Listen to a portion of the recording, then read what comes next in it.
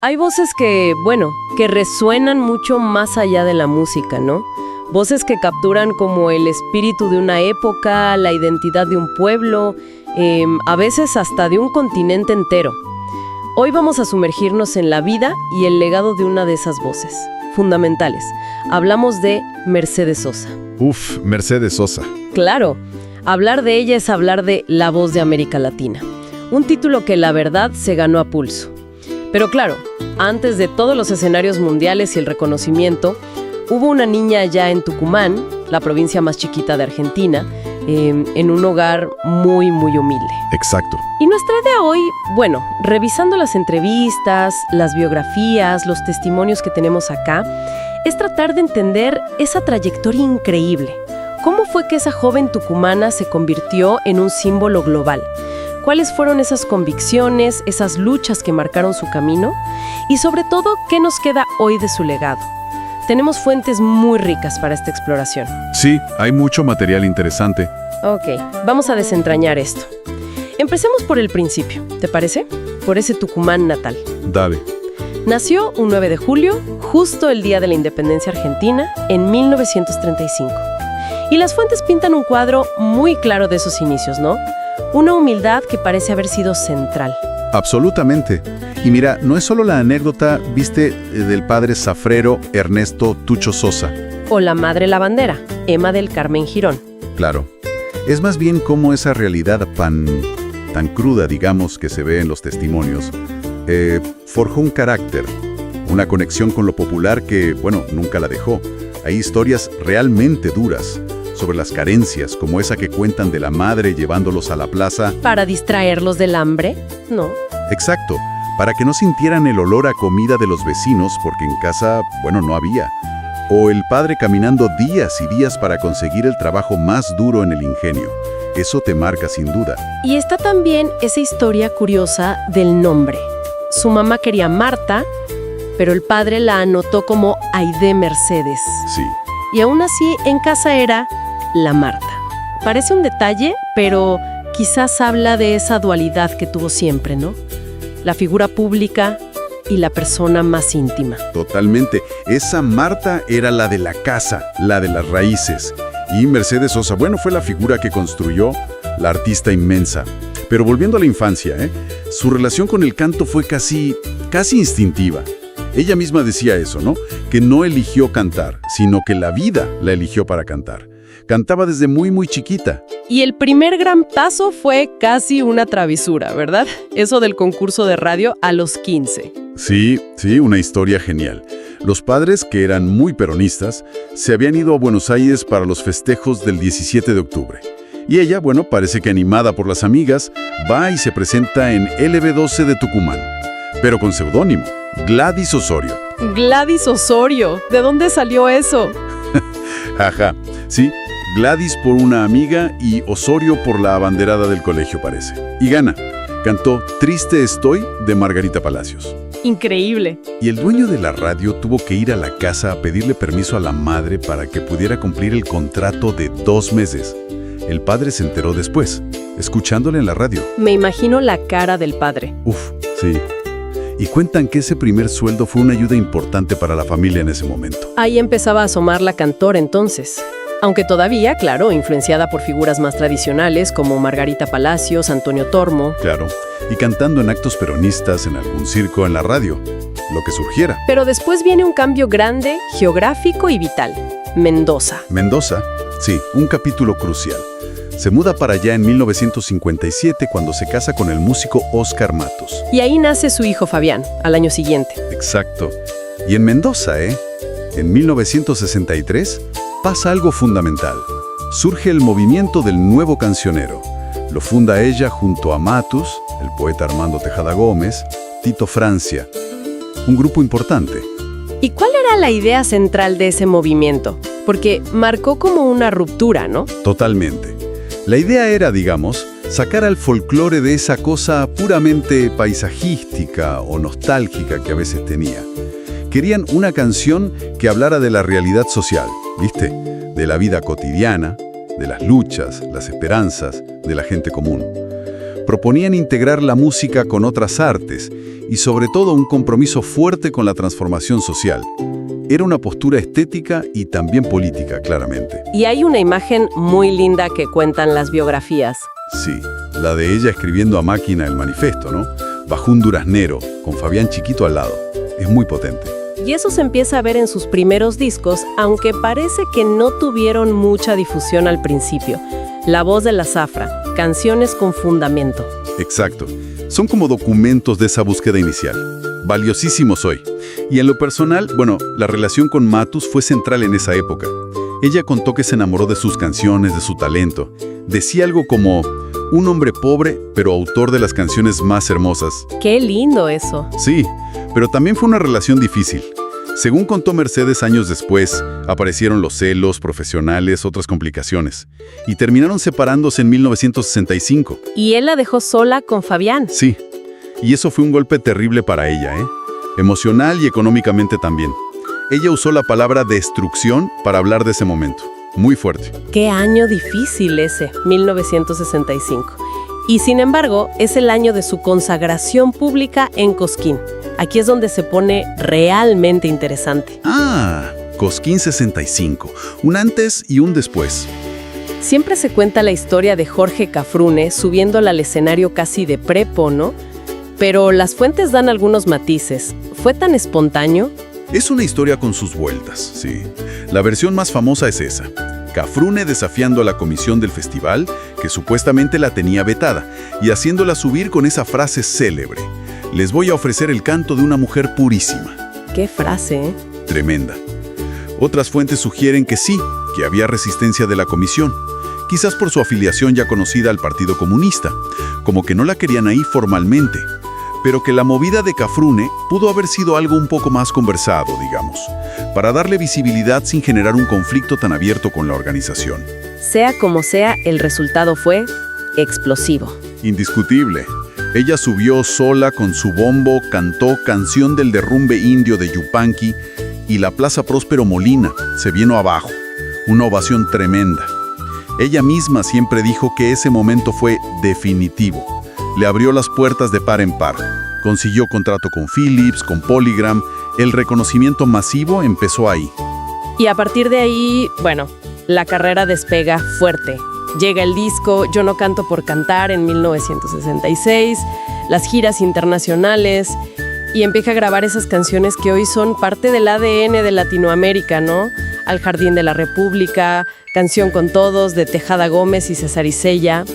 Que es casi un himno no oficial del continente, sí. Y claro, Alfonsina y el mar, esa maravilla de Ramírez y Luna. ¡Qué interpretación! Uf, sí. Y no hay que olvidar discos conceptuales como Mujeres Argentinas, también de Ramírez y Luna en el 69. Ahí le pone voz a figuras históricas de mujeres. Importantísimo. O su homenaje a Violeta Parra del 71. Su versión de Gracias a la Vida es icónica. Casi que se adueñó de la canción. Con todo respeto a Violeta, claro. ¿Qué había en esa conexión con Violeta Parra? Se siente algo muy profundo ahí. Yo creo que compartían esa raíz popular, ese compromiso social fuerte, esa visión del arte como una herramienta para decir cosas, para denunciar. Isabel Parra, la hija de Violeta, dijo una vez que le parecía natural que Mercedes cantara a su madre, como que se hubieran entendido perfectamente. Dos fuerzas de la naturaleza. Totalmente. Representaban esa fuerza telúrica del continente. Y Mercedes tenía muy clara su idea de ser cantora, no solo cantante. Sí, ella insistía mucho en eso, ¿no? Decía que no alcanzaba con tener buena voz, que había que cultivar el espíritu, leer, mirar arte, tener sensibilidad por lo que pasa alrededor. Exacto. Mencionaba mucho a Mendoza y también a Uruguay como lugares clave en su formación, por la gente que conoció, por las conversaciones. Y era muy autocrítica también. Admitía que podía desafinar a veces, pero que la honestidad era lo primero, lo fundamental.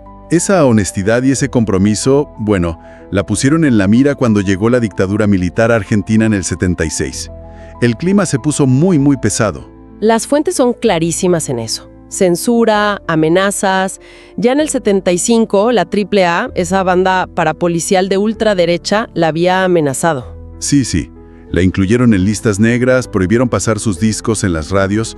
Una persecución constante. Y entonces llega ese episodio terrible en La Plata, en octubre del 78. El relato del arresto en medio de un recital es escalofriante. Sí, fue en el Almacén San José. Entra la policía, se la llevan a ella, a los músicos, a su hijo Fabián, que estaba ahí, a una amiga y a gran parte del público. Como 350 personas detenidas. ¡Qué locura! Una locura total. Y una cosa curiosa, parece que entre el público había hijos de militares, y eso quizá desconcertó un poco a los represores en ese momento. Estuvo presa 18 horas. Y contó después esa anécdota terrible del abogado que les cobró en dólares, diciendo que defenderla era una mancha roja en su legajo. Brutal. Eso debió ser un quiebre.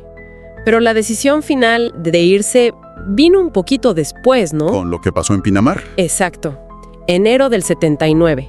Le cancelan un show con una excusa totalmente absurda. Un ladrillo mal puesto en el lugar. Ridículo. Ella sintió eso como la humillación final. Dijo algo como: yo no quiero más humillaciones. Y el 12 de febrero de 1979 se fue. Partió al exilio, primero a París, después a Madrid. Y es importante recalcar algo que ella siempre decía. No se fue por plata.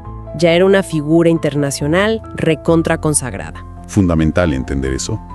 Se fue porque no la dejaban trabajar, no la dejaban respirar en su propio país. Ella necesitaba cantar para vivir, en todo sentido. El exilio fue durísimo, ¿eh? Recibió apoyo, claro, de colegas como Paco de Lucía y otros, pero sentía que perdía conexión, que perdía energía lejos de su tierra, de su gente. Y a eso se sumó algo personal muy doloroso. Sí, la muerte de su compañero Pocho Masitelli en 1978. Eso la hundió en una crisis muy profunda.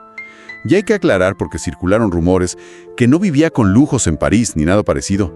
Alquilaba un departamento bastante modesto. Y entonces, el regreso. Febrero de 1982. Esos 13 recitales en el Teatro Ópera de Buenos Aires son historia pura. Todavía en dictadura, pero ya con el régimen más débil después de Malvinas. Fue mucho más que música. Fue un acto político y cultural de primerísimo orden. Un desafío enorme. La emoción era desbordante. Ella misma contó que trataba de no mirar al público para no quebrarse, para poder cantar. Me imagino. Y musicalmente fue una apertura increíble. Invitó a figuras del rock nacional que eran como de otro palo hasta entonces. Charly García, León Gieco, Spinetta. Fusionó mundos. Ahí es donde empieza a cantar esas canciones que se volvieron himnos de resistencia, de esperanza, en esa transición a la democracia, ¿no? Totalmente. Recuperó canciones que estaban prohibidas, como Sueño con serpientes de Silvio Rodríguez o Años de Pablo Milanés. Y consagró definitivamente, como La cigarra de María Elena Walsh y Solo le pido a Dios de León Gieco. ¡Qué momentos! El disco doble que salió de ahí, Mercedes Sosa en Argentina, es un documento histórico impresionante. Tuvo un pequeño susto, una breve vuelta al exilio por un comentario fuera de lugar del almirante Lacoste. ¿Quién dio permiso? Algo así dijo, ¿no? Algo así, sí. ¿Quién dio permiso, Mercedes Sosa, para estar en mi país? Una locura. Pero bueno, volvió definitivamente con la democracia, en diciembre del 83. Y los años 80 y 90 ya la ven consolidada no solo como una gran artista argentina, sino como esa voz de América Latina indiscutible. Actúa en los escenarios más grosos del mundo. El Lincoln Center, el Carnegie Hall, el Mogador en París, el Colón acá en Buenos Aires. Y lo notable es que su inquietud artística no paró nunca. Siguió explorando, abriéndose. Graba Alta Fidelidad en el 97, ese disco a dúo con Charly García que fue, toda una declaración. Sí, un discazo. Colabora con Fito Páez, con figuras internacionales como Sting, Joan Baez, Milton Nascimento, Nana Mouskouri. Muchísimos. Incluso graba la Misa Criolla de Ariel Ramírez en el 99. Un gesto interesante ese, porque ella se definía como agnóstica, ¿no? Sí, pero lo hizo como un homenaje a su madre, que era una mujer de fe muy profunda. Eso muestra ese respeto por las raíces, por las creencias populares más allá de las propias. También cantó con Pavarotti en aquel concierto memorable en Buenos Aires. Era un artista en diálogo constante. Y al mismo tiempo su compromiso con los derechos humanos, con la democracia, siguió intacto, firme. Innegociable. Su negativa a cantar en el Chile de Pinochet es un ejemplo claro. O en Tucumán cuando gobernaba el represor Bussi. Se involucró en causas como la Carta de la Tierra. Nunca separó el arte de sus convicciones. Jamás. Esa fue una constante en toda su vida. En los últimos años, bueno, la salud le empezó a pasar factura, ¿viste? Tuvo que empezar a cantar sentada, pero la voz, el espíritu, eso seguía intacto. Lanzó Corazón Libre en 2005, un disco hermoso. Y llegó ese proyecto final, que fue como un testamento musical. Cantora en 2009. Monumental. Un verdadero legado en vida. Un álbum doble, lleno de duetos que cruzan generaciones, géneros. Impresionante. ¿Quiénes estaban ahí? Muchísima gente. De todo. Desde contemporáneos suyos como Serrat, Caetano Veloso, Spinetta, hasta figuras más jóvenes como Gustavo Cerati, Shakira, Jorge Drexler, René de Calle 13. Una cumbre de la música iberoamericana. Mostró hasta el final esa capacidad única que tenía para tender puentes. Las últimas canciones que grabó, en junio de 2009, fueron El Ángel de la Bicicleta de Yeco y La Soledad de Pablo Milanés. Y falleció poco después, el 4 de octubre de 2009. La conmoción fue enorme, no solo en Argentina, en toda Latinoamérica y el mundo. Sí, duelo nacional, una despedida masiva en el Congreso, condolencias de líderes de todos lados. Sus cenizas, como ella pidió, se esparcieron en sus 3 lugares: Tucumán, Mendoza y Buenos Aires. Si conectamos esto con el panorama general, su legado es inmenso, ¿no? Va mucho más allá de los premios, que tuvo muchísimos. Grammys, Gardel, Conex, calles, plazas con su nombre. Es que es una huella profundísima en la cultura latinoamericana. Encarnó la dignidad frente a la opresión, la defensa de la justicia social, la memoria colectiva. Todo eso está en su voz. Y las anécdotas sobre cómo era ella en lo personal, que cuentan quienes la conocieron de cerca, completan esa figura, ¿no? Totalmente. Hablan de su gran sentido del humor, como contaba siempre el guitarrista Lucho González. De su calidez, de su preocupación por los demás. Víctor Heredia contaba cosas muy lindas de eso. De su enorme curiosidad también. Escuchaba a Queen, se interesaba por los artistas nuevos. Y de su lealtad con sus músicos, con sus amigos de siempre, como León Gieco, los Inti Illimani. Esa dualidad de la que hablábamos al principio, ¿no? La imponente Mercedes Sosa del escenario. Y la Marta cercana, terrenal, en la intimidad. Entonces, al mirar atrás en toda esta exploración, vemos esa trayectoria increíble, de la niña humilde de Tucumán a ser la voz de todo un continente. Su rol clave en el nuevo cancionero. Fundamental. Ese compromiso social y político que no negoció nunca y que le costó el exilio. Su capacidad única para interpretar y unir géneros tan distintos. Y esa voz que se convirtió en un símbolo. Un símbolo de identidad, sí, de resistencia, también, pero además de ternura, de una humanidad profunda. Su mensaje, que nace de las raíces latinoamericanas, pero que tiene una vocación universal, sigue resonando hoy con una fuerza impresionante. Logró que el dolor y la esperanza de todo un continente tuvieran una voz que se escuchó en el mundo entero. Mercedes Sosa realmente demostró ese poder inmenso que tiene el arte para trascender fronteras, ideologías, incluso el tiempo.